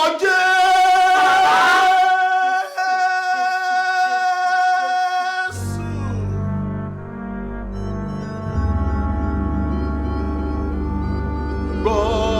gbọ́ orí rẹ̀ má gbàbọ̀dé o gbọ́ ìṣẹ̀dá rẹ̀ má gbàbọ̀dé orí rẹ̀ ẹlẹ́dàá rẹ̀ torí orí ọká ló ń pèrè fọ́ká tèrè ló ń pèrè fèrè ẹlẹ́dàá rẹ̀ orí rẹ̀ kó má gbàbọ̀dé o gbọ́ ìṣẹ̀dá rẹ̀ má gbàbọ̀dé tòráyé ló fi lọ̀ o kó má ṣe gbà gbọ́ orí rẹ̀ má gbàbọ̀dé olúwa o tó bá jẹ́ pé lótìtọ́ ló pè mí tí o gbé iṣẹ́ ìránṣẹ́ yìí lé mi lọ́wọ́ tí mi ò mú iṣẹ́ mìíràn mọ́ tí mi ò dẹ̀ sin ìwọ ọlọ́run pẹ̀lú mámónì mo mọ̀ yìí pé apẹni kì í peni ṣeré ìwọ ni ọlọ́run tí í peni tí kì í peni fún ìyàjẹ́ mo tún dé gẹ́gẹ́ bí iṣẹ́ tí o gbé lé mi lọ́wọ́ ọlọ́run ẹlẹ́dàá ayé àti ọ̀run mo kọjá lọ sí ibi Gọ́gọ́tà nísìn yìí mo tẹnubẹ̀ jẹ́ mo pàṣẹ ọ̀rọ̀ mo sì rán ọ̀rọ̀ jáde a tú àárín ọ̀la sílẹ̀ nípa agbára tó ń bẹ nínú ẹ̀jẹ̀ ọ̀dọ́ àgùntàn nípa agbára tó ń bẹ nínú ọ̀rọ̀ tí a fi ṣẹ̀dá ayé àti ọ̀run ìwọ ọlọ́run ọ̀rọ̀ mo pe ìṣẹ̀dá ìránṣẹ́ tó ń gbénú òkùnkùn táfà sí ìmọ́lẹ̀ lọ́wọ́lọ́wọ́ lákòókò yìí ìwọ ìṣẹ̀dá yìí ó yá wọlé wá ó yá wọlé wá ní orúkọ Jésù Kristi ti Násárẹ́tì ó yá wọlé wá. Thank you, Lord. Ariola ó yá lọ́wọ́ bọ ìránṣẹ́ yìí lọ́wọ́ ó yá bọ̀ lọ́wọ́ ó yá bọ̀ ọwọ́ ẹ̀ àṣẹ ni mo bá ó yá bọ̀ ọwọ́ ẹ̀ bẹ́ẹ̀ ni bí ó ṣe ń bọ̀ ọwọ́ yìí gbogbo iṣẹ́ ibi gbogbo ìkorò gbogbo ìdààmú àti wàhálà tá a gbè sínú ayé rẹ̀ ní orúkọ Jésù ìwọ ìránṣẹ́ yìí ó yá gbà á padà ó ní kó gbà á padà bẹ́ẹ̀ ni kó rí kò lè yí padà yes àti tú ẹ sílẹ̀ ó yá fi ọwọ́ ẹ sílẹ̀ ìwọ ìṣẹ̀dá yìí ó yá máa lọ.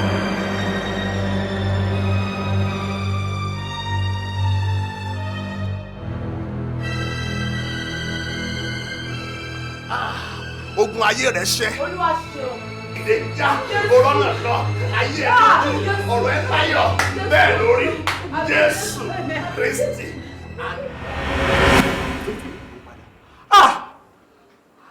Mo dáràn bàbá ètò tó yọ lọ ẹ ṣàánú mi kí lọ́nà àbáyọ mi ò mọ bó ṣe ṣe yẹn kí lọ́nà àbáyọ kí ni nǹkan tó máa ṣe sí ẹjọ́ torí Ọlọ́run. ọ̀nà àbáyọ kan ṣoṣo tí ń bẹ́ẹ̀ bíbẹ̀ rẹ̀. ó wá ọmọbìnrin kan ó fọwọ́ bọ̀ lọ́wọ́ padà lọ̀rọ̀ rẹ̀ ó tó látúnṣe. àwọn yẹ kẹ́ mọ̀ pé yẹn ò ṣeé ṣe tí bá padà lọ bẹ̀ yẹn wọ́n á fọ nǹkan mọ́ mi lórí wọ́n á lù mí pa. mo rẹ́rìn ìyàngì fún ọ wà kan ni. àwọn ẹ má sọ bẹ́ẹ̀ ẹ wo ẹ bá mi wá nǹkan ṣe sí ẹ pọ̀ fún mi kí n tuntun gbé mu kó gbogbo ẹ wà ọ̀rọ̀ àìsí kó síbi tí màá lọ kó síbi tí mo lè ti ṣe ẹ̀yin lẹ ń bá mi ṣe ẹ bá wọn sọ̀rọ̀ ń bìbà yìí. ọ má mọ́wọ́ lọ bíbẹ̀ kó o tètè gbéra ní ìsìn kó o wá ọmọbìnrin ọ̀hún lọ kó má dákún tara rẹ. ẹ bá mi wá nǹkan ṣe sí kó síbi tí mo fẹ́ lọ bàbá ẹ ṣàánú mi ẹ wá nǹkan ṣe sí fún mi ẹ fi mí dípò ẹbí yín ẹ fi dípò pé ara yín ni mo jẹ́ ẹ jọ torí Ọlọ́run nígbà tó ń dùn àjọ wà ní. mo wí fún ọjọ́ ọmọdé bá ṣoògùn ló mọ̀ kò mọ́gun tí ń bẹ lẹ́yìn rẹ̀ mo ti mọ̀ pé ọwọ́ ó tàsí àgèrè lọ́jọ́ náà lọ.